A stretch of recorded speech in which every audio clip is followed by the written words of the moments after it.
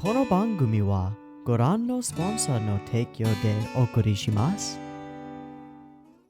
Alrighty, welcome everyone. I'm Teeaboo and I am here for Yorimoi episode 2 and maybe episode 3. We'll see. We'll play it by ear and I don't know.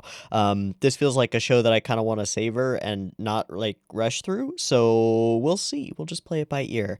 Last week on our first episode of Yorimoi, we met for the most part, two major characters and some auxiliary characters. We met Tamaki Mari, who is kinda a leaf on the wind type of character, doesn't really have any specific goals or specific hobbies or things that she really likes to do or things that she really wants.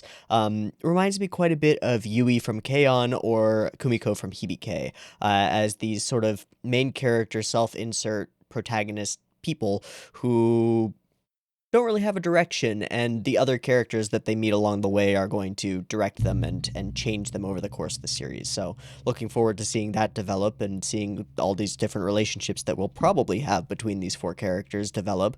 But we were introduced to her. She's pretty cute. She's pretty cool, and I kind of like her.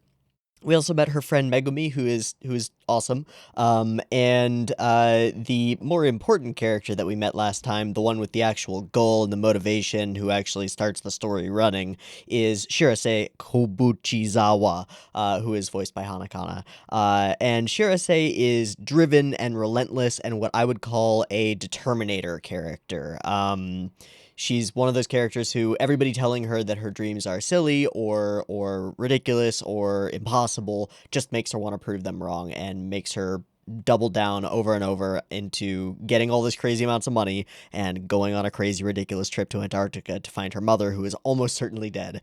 But it's an interesting starting point for a couple of characters and an interesting starting point for a story, and so they are now facing in the direction of Antarctica and trying to figure out how the hell they're going to get there. We've seen the big ship and we've seen some moolah, some shmoney, but we need some more characters, and I think that's what this second episode is going to be, especially with the stinger that we got at the end of the first episode, which showed us the girl who's working at the convenience store, who we know already from the OP and art and stuff, is going to be one of our major characters. And then there's one more. We'll see if we introduce both of them in this episode or just one or what. I don't know.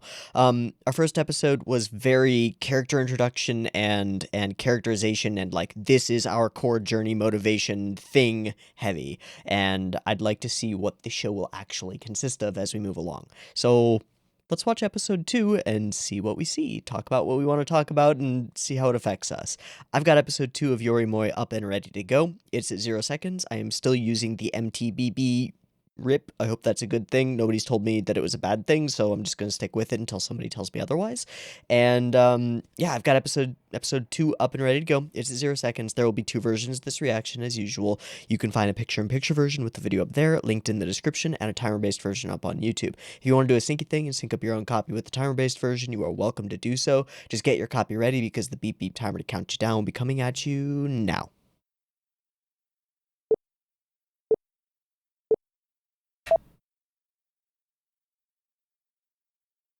Middle of the winter. Actually, I guess if you cross that, then it would be not so much winter. Okay, okay. Okay, okay.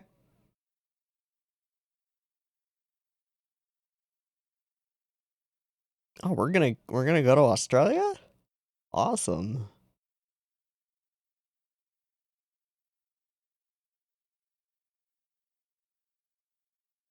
The detail on that water glass. What the fuck? And head for Antarctica. Oh.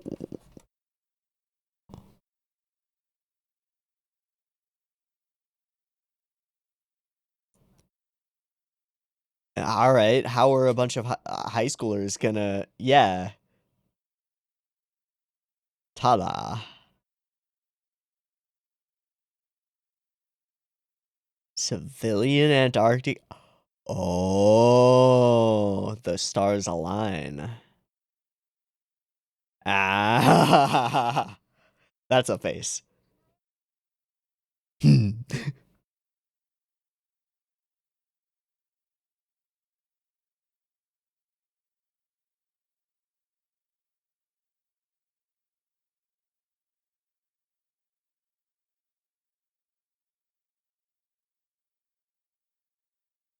Aw, dear, oh jeez. Ow? Thanks, show. That's kind of fucked up.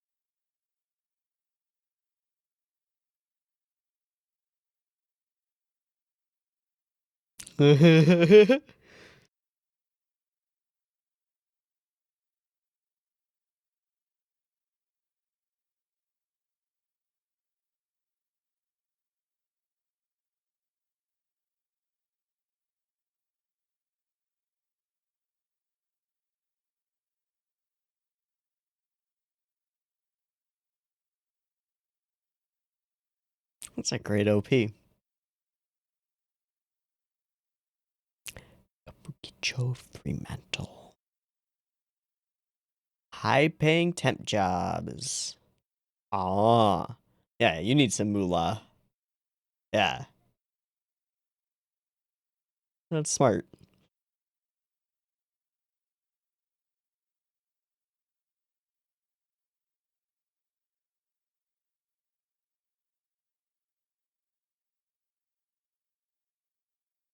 Nope.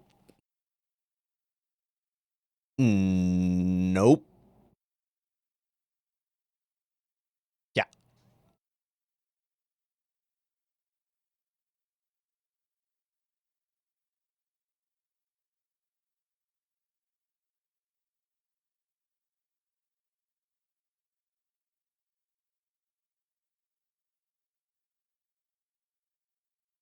Ha. What was that? Hmm.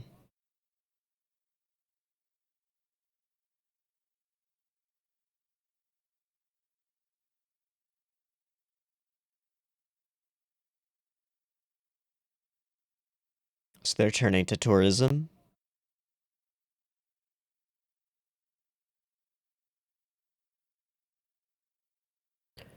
Okay. Okay. Speaking up against the entire project. Where are we exactly? Reading the wrong thing.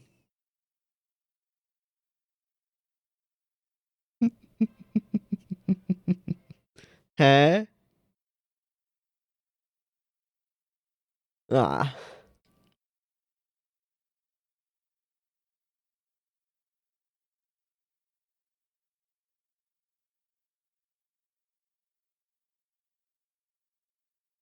Just dangerous and kind of weird and yeah, but they seem desperate. Oh, hello, no game, no life again. Oh. Well, no, but not on this expedition.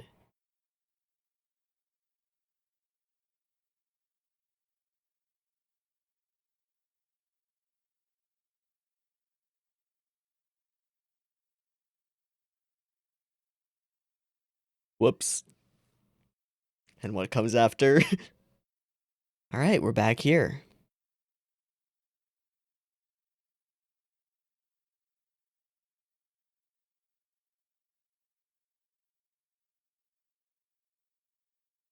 So she's gonna end up working at that kombini, right? And back. Smart.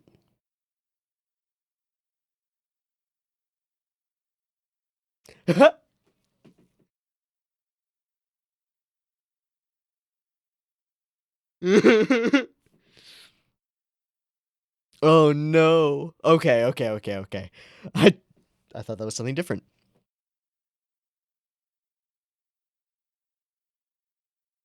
Oh, she didn't know. Ooh, that's the cutest thing. Did you ask Antarctica?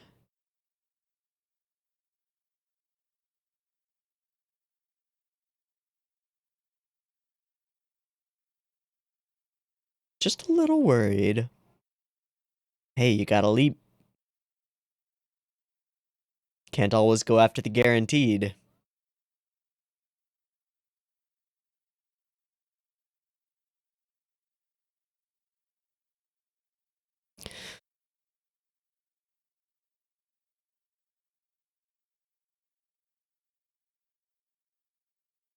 Will it though?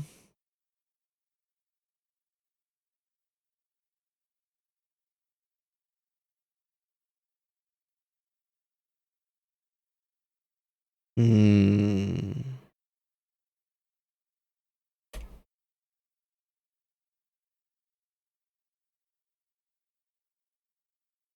Ooh.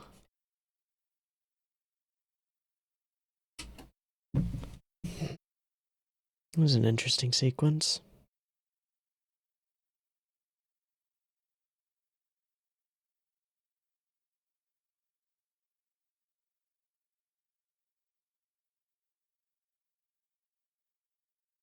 Hello.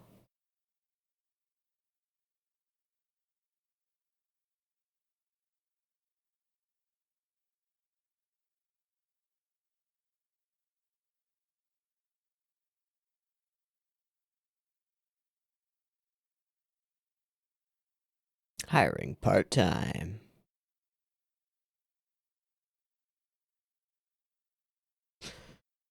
Well, you suck. She's working at that company, right? Miyake? Yeah, that's her! Alright.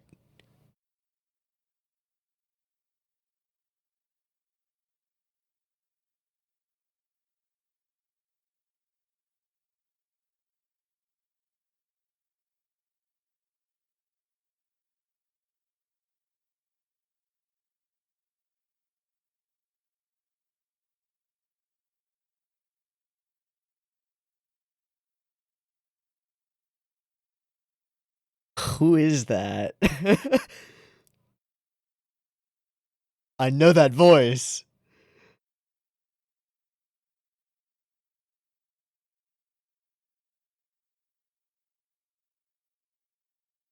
Huh? Did she see something in the last episode that made her think of Antarctica? I don't remember. Shit. Oh.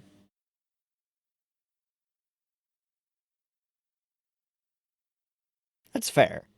Working in retail, you hear things.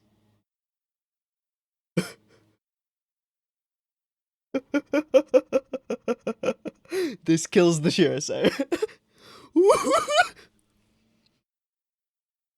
Yep, I love her.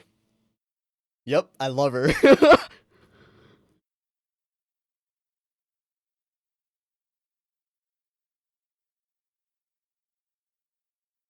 Does she go to school? She does not go to school.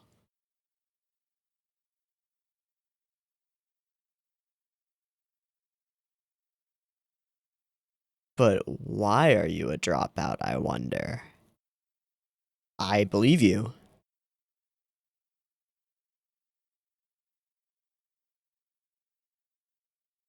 Are you working to support your family? Oh. Dreams again.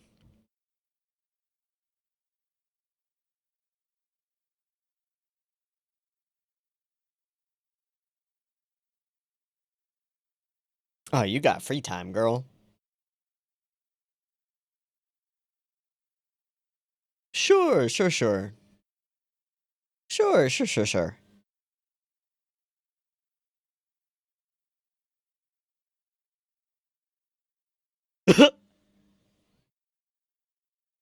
Fast friends. I'm sorry, we're 16. Yeah. Not that I drink.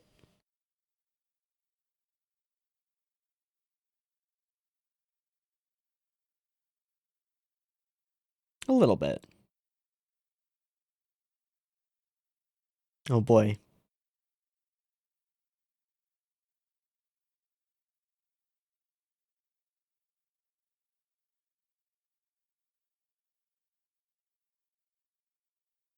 How'd it go?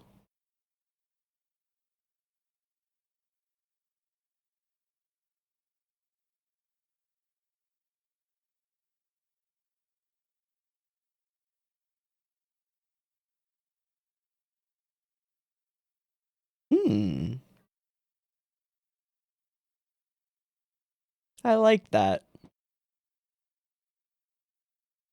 She just made it up. Yeah.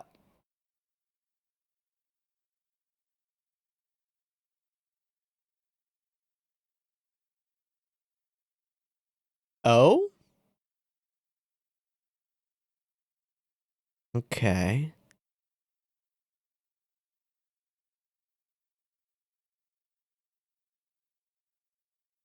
I love the one little strand of hair that wraps over her ear and then back into her, like... That's really good. Okay.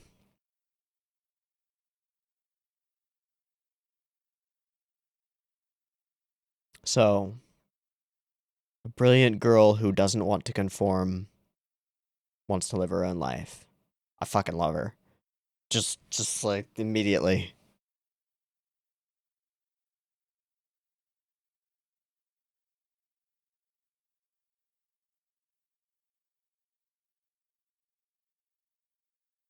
Yeah. Yeah. She's the best. Yeah, I don't know that. I know there's still one more, but she's already the best. Shit. Jum Jum. What? Oh, jeez. The bustle, the bustle.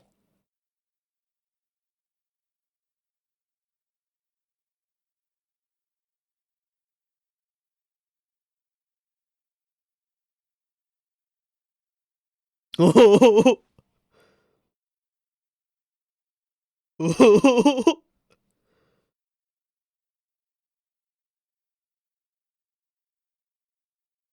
Wow.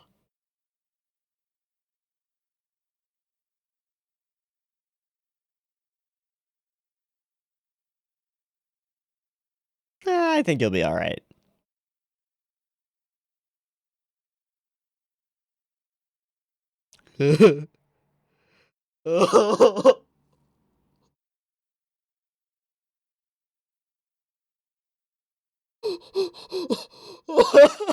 Nope. Nope, nope, nope. Oh. Sexy-licious meat festival? What? Lure someone out?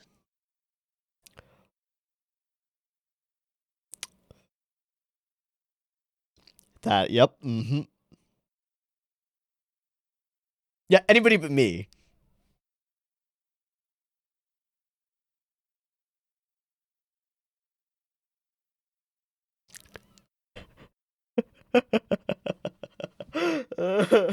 Oh no.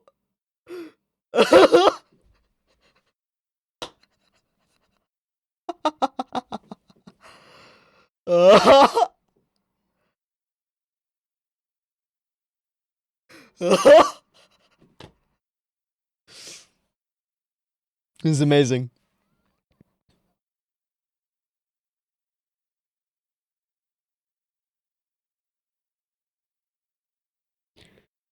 Do they recognize her? They do. Oh. Is that number 4?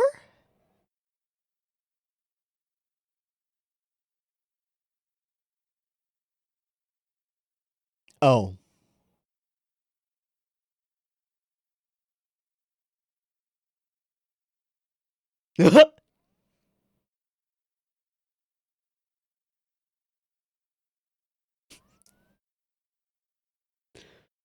All right, we're booking it.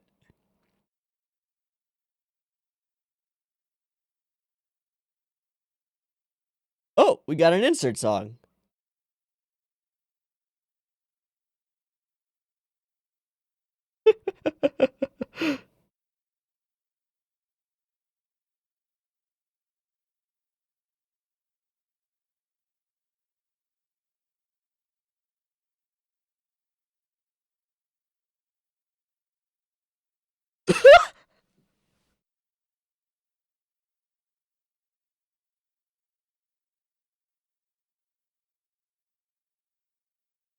Yeah.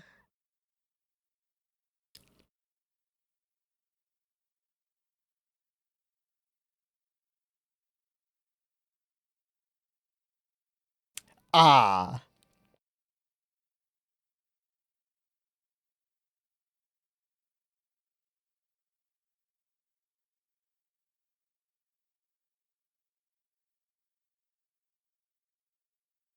Hmm. That's pretty cool.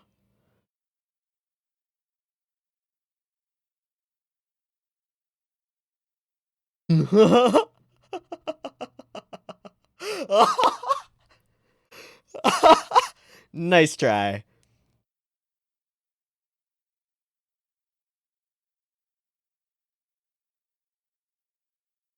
Nice, Tamaki.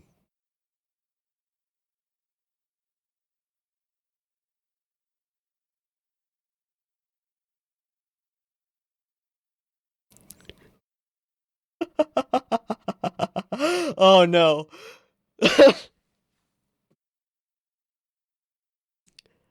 We did it. Wow, what a sequence.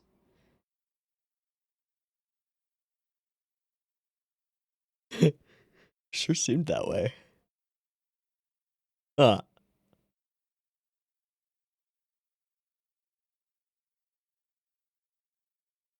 you kind of implied it.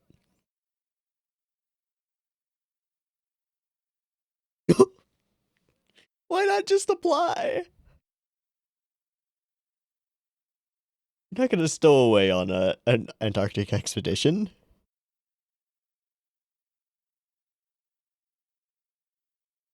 Why not?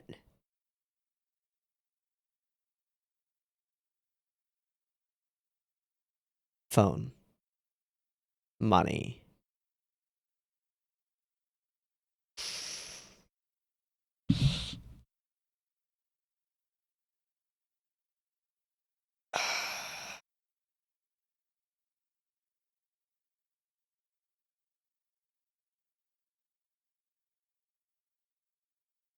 Oh. It's not enough.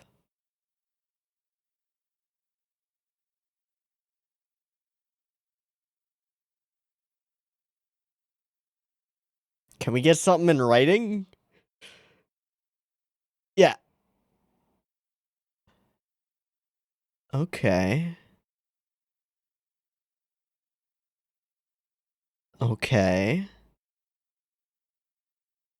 Is this their reason?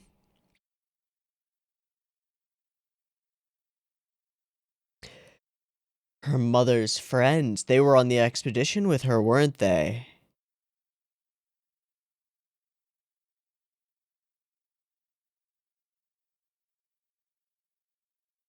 Oh.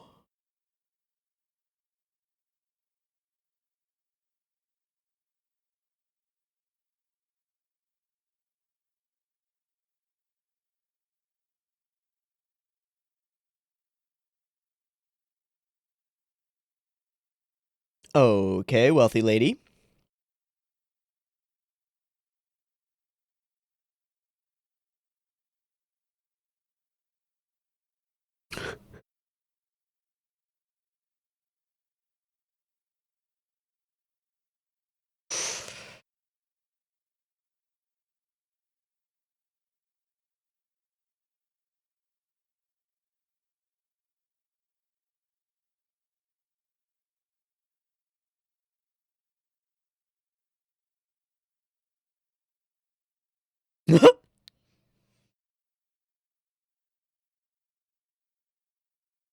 I good. You weren't terribly good at it.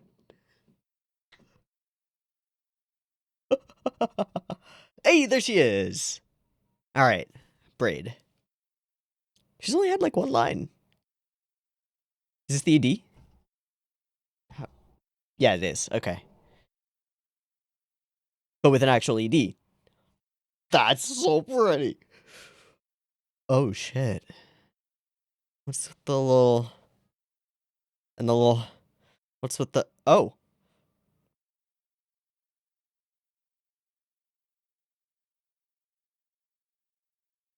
Whoa, that split.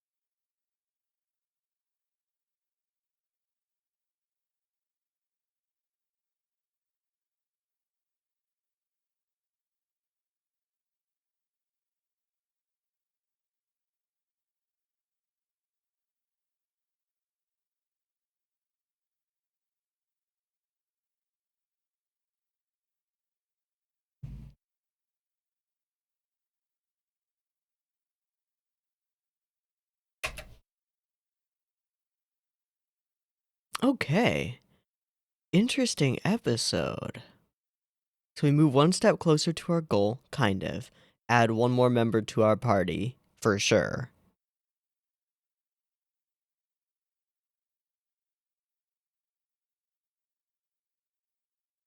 I think the thing that stands out to me about this episode is the number of tone changes we went through over the course of it.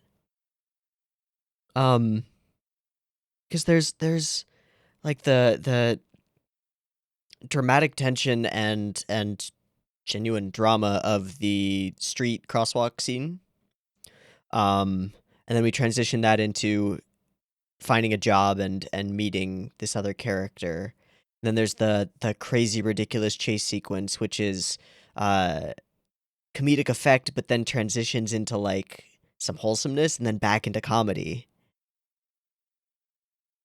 And then there's the whoa. I gotta go through the episode and just get a handle on how many different tones we had for different sequences in this episode. So give me a minute.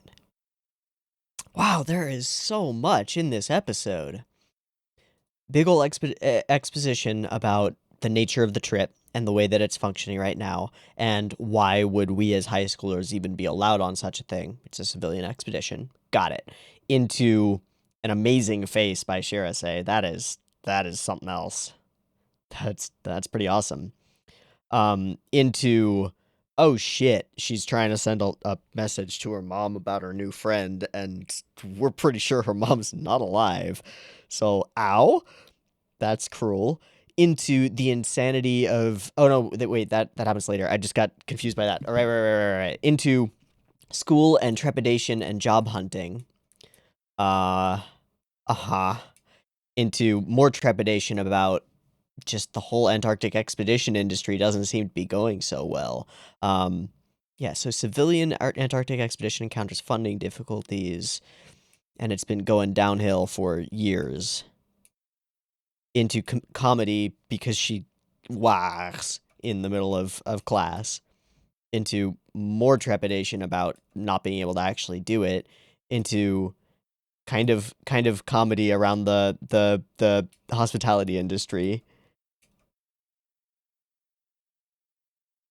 Into this sequence, which is like the emotional centerpiece of the episode, and is counterbalanced by the goofiness of some of the chase sequence afterward, and also by the end of this sequence when Shirase comes back and we get that little bit of a smile from her, and she's back. There, yeah, it's nice.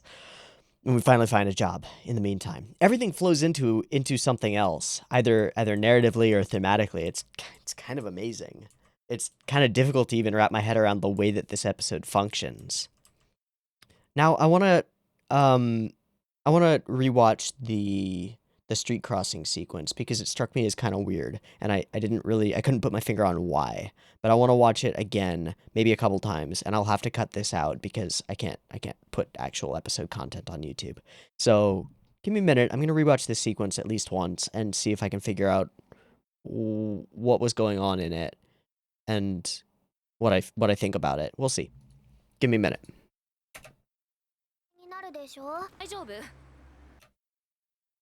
Okay, I rewatched the whole sequence a few times and then skimmed through the rest of the episode to get my thoughts in order a little bit. I think what's going on here is I think the sequence functions fine. This whole sequence of the crosswalk functions fine. I think that my only problem with it, besides the giant vehicle going by outside my window, I think that my only problem with it is that I am spoiled. I am spoiled by Kyoto Animation and their ability to nail emotional moments like this. The only thought that I really have during this sequence, on that note, is that if this were Hibike, this sequence would have been done a lot better. And that's not fair. That's not fair to Sora yori, because I think the sequence does exactly what it needs to and shows us exactly what it needs to for these two characters. This is their core motivational clash. Yeah, this is their core motivational clash. Tamaki is worried and wants to make sure that all her ducks in a row because she is deeply afraid of failure. It's one of the core things that we got from her in the first episode, that she doesn't like doing things because of the fear that she might fail. She wants to make sure that this can actually happen, that there's actually a chance, so that they're not wasting their time doing it. As she says a little bit later when she screams as Shirise is biking away, I just don't want to fail. It's not that I don't want to go with you. It's that I don't want to fail. I don't want to think I shouldn't have even bothered. I don't want this to be a waste of energy or effort. Sure. And then on the other side, it's like we're triggering straight through Shirase's defense mechanisms. This is a character who's introduced to us as someone who's faced a lot of opposition and obstacles and people telling her, no, it's impossible, no, you can't do it, no, it's not actually going to happen, something will get in your way. And her response to all of that has been to stubbornly and hard-headedly, like, cover her ears and just be like, no, no, no, no, no, no, no, no, no, I'm going, I have to, it's my mom, it's my mom, it's my mom, it's my mom. There's no, like, actual logic to it. It's an immediate emotional response, and she interprets Tamaki's, we'll just call her Kimari. She interprets Kimari's hesitation and wanting to get answers and wanting to make sure that this is actually possible as reluctance to actually go on the thing, which it's not, and we know it's not, but it triggers her defense mechanism. And so she says, well, if you don't want to go, fine, just don't go with me. I'll do this myself, because that's been the way that she's done this. That's been her MO for a long time. Trying to make that seem like my fault. Yeah. She yells this out. And then we get this sequence where it's kind of lonesome, kind of solitary.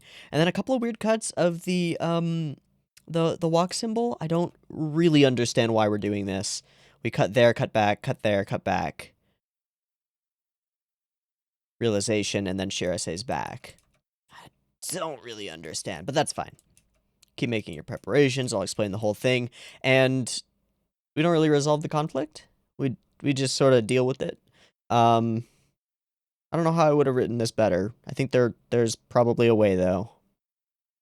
That said, I think this is functional as a conflict moment between these two characters who've been introduced to us. And then it's kind of deletified by the introduction of Hinata, who adds an element of goofiness, but also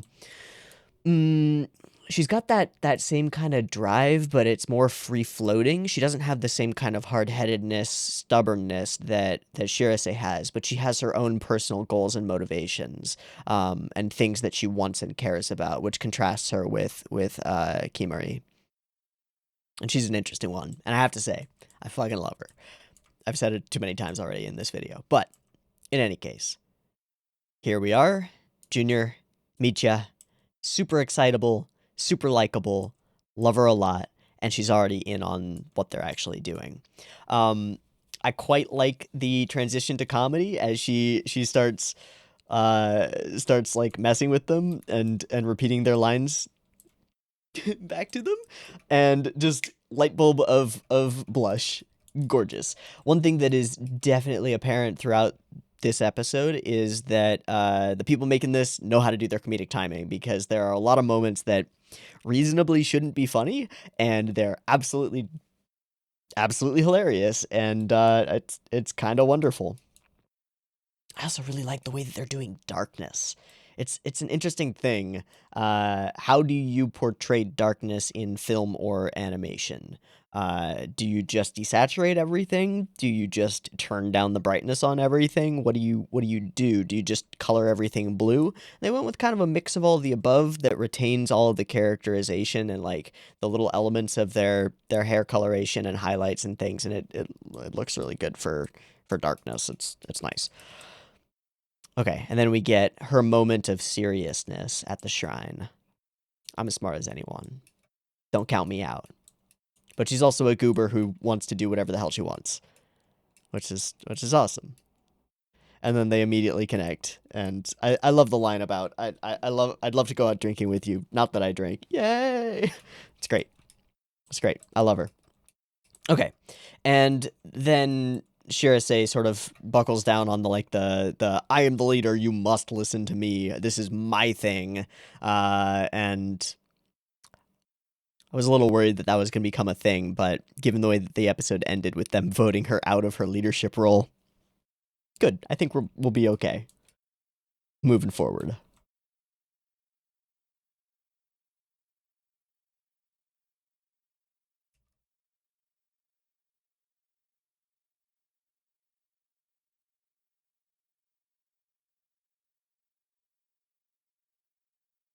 That's quite strange.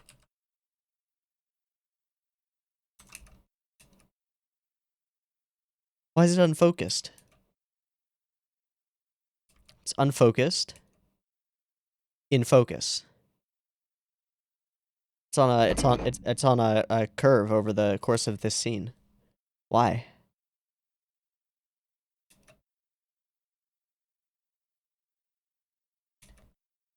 Oh, okay. My bad. It's a weird depth of field thing. Our focus. I wasn't looking at the hand. The hand is in focus. The face is not. So we're in a okay. And then we're focusing on the face as she moves her eyeline up. I guess that makes sense. It was just weird for a moment. And she is capable of spewing quotes, which is great. And I actually really like her quote. I found it kind of funny that that Kimari, when who's the author? Me. She kind of goes, oh, I think that makes it more valuable. Okay, I mentioned it immediately after this scene happened, but I love her character design. The sort of loose bun, but the thing that sells it for me is on both sides, she has this one strand of hair that goes from right near her sideburn over and covers her ear and then wraps itself back into the thing. And then the consistency of all of these wrapping around this like angle around her head creates an amazing amount of shape there. It's so good. These character designs are amazing. Okay. I really envied you too. What about us? And she answers with honesty, but I don't know if that's quite accurate. And then she says, that's how Hinata burrows her way into your heart, and it's worked on me, so I can't complain. I really like her. All right, and then we sort of straight cut from peaceful, quiet at night, calm, to the insanity of the big city. Welcome to Shinjuku, man. Bright lights, lots of people, insanity.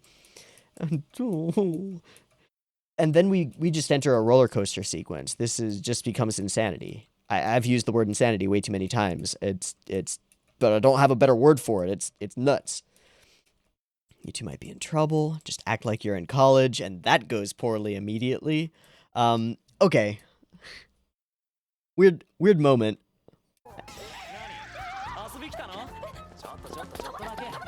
Cha mate. Oh, who the fuck is that? I know that voice actor too. Also, I have to look up Hinata's voice actress because I know who that is. She's Skihi Araragi. Oh. Oh, that tracks. Yeah, that tracks. Oh.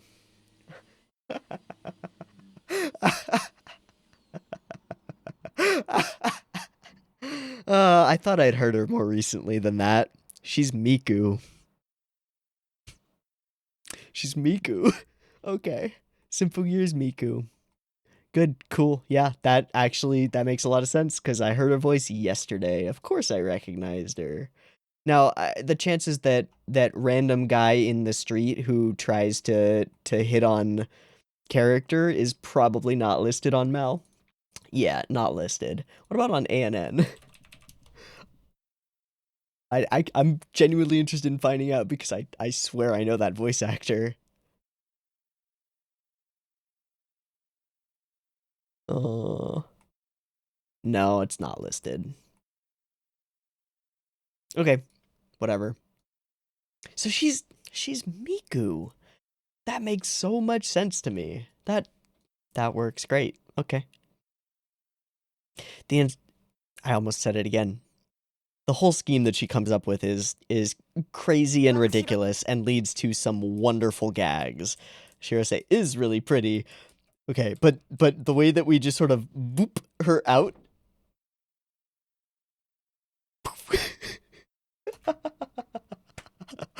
And then she starts posing like a geisha.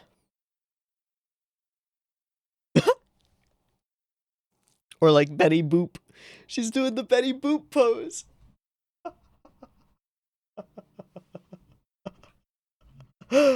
Amazing.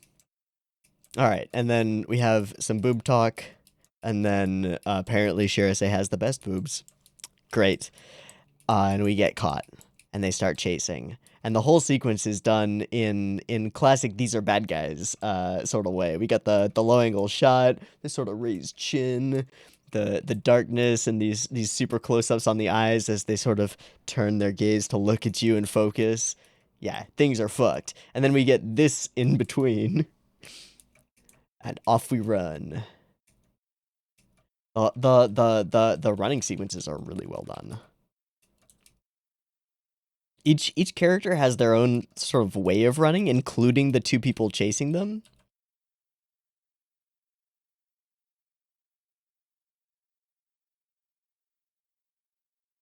Yeah, completely different arm motions versus this. And then Hinata's got the full Tom Cruise run going. Well, not there. Whoa, yeah. There's character even in that. Oh, but then the thing that we don't get if I don't have the audio on is the amount of really good voice work on the breathing as they're like panting and running, and then really good foley on their footsteps and things that they scoot past in the alleyway and little things that get knocked over.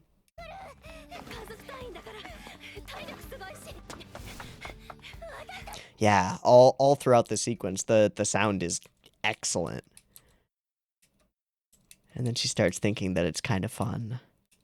And then we tie into the very beginning of episode 1. It's like my youth is in motion. That's wonderful.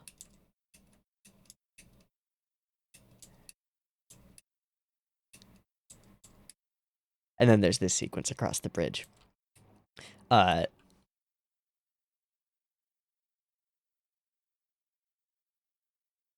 there's an episode of Hibike Euphonium where a particular character has some significant realizations about themselves and their motivations and their goals while they run across a bridge. And this is real familiar. Hibike did it better. I'm sorry, but it's true. I think that Hibike did this type of a moment better. Like, better animated, better produced, and hits the emotional beat harder. I don't know if we're necessarily trying to hit this beat hard, and I think this works great.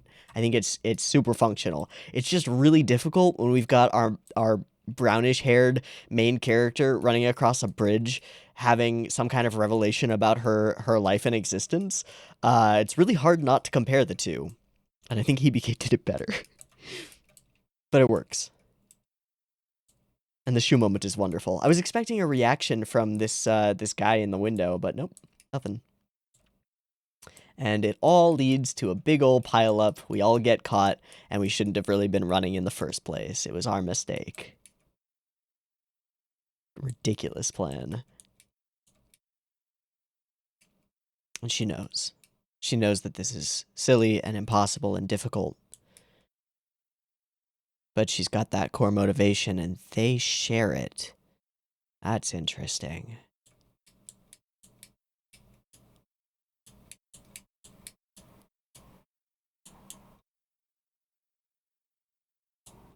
So, no on the money, but we know how it feels.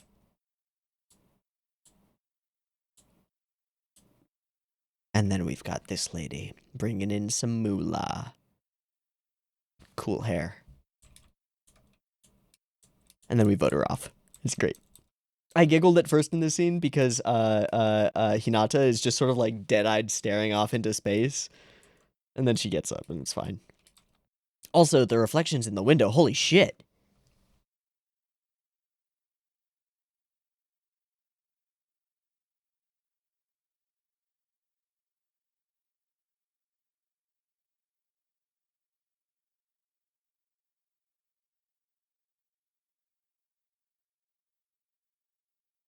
Huh.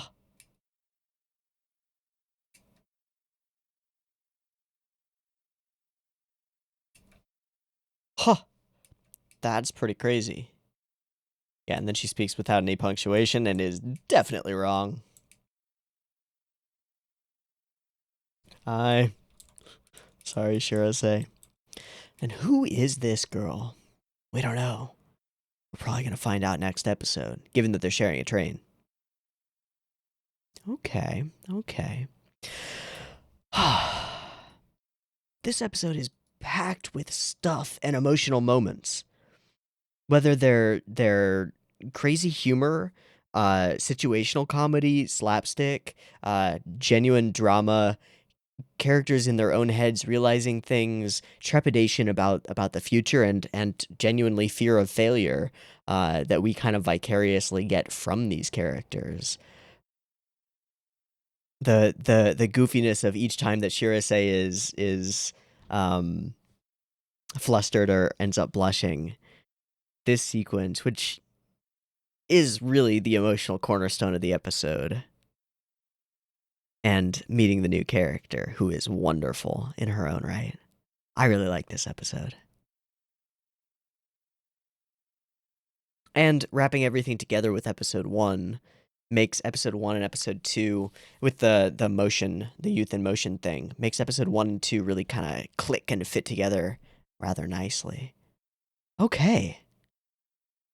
Well, that's 2 weeks, 2 episodes of Yorimoi, and 2 winners. This has been good. We've got a long way to go with this show, but I do think that this is one that I want to take this show slowly and kind of savor it. So I think we're gonna stop here for today, and we'll just watch episode 2 for the day and look for episode 3 for next week. Okay? Because I feel like I want to think about each of these episodes and let them simmer and go back and rewatch little parts of them and just think about them. So I hope you'll bear with me as we take this one a little bit more slowly than my sometimes somewhat rushed pace through some shows. In any case, let's wrap up. I've been Teeaboo. This has been Sora Yori, or Yorimoi, episode 2. I hope you've enjoyed it as much as I have, and I hope to catch you next week when we watch episode 3 and maybe 4. We'll see. See you there. Peace.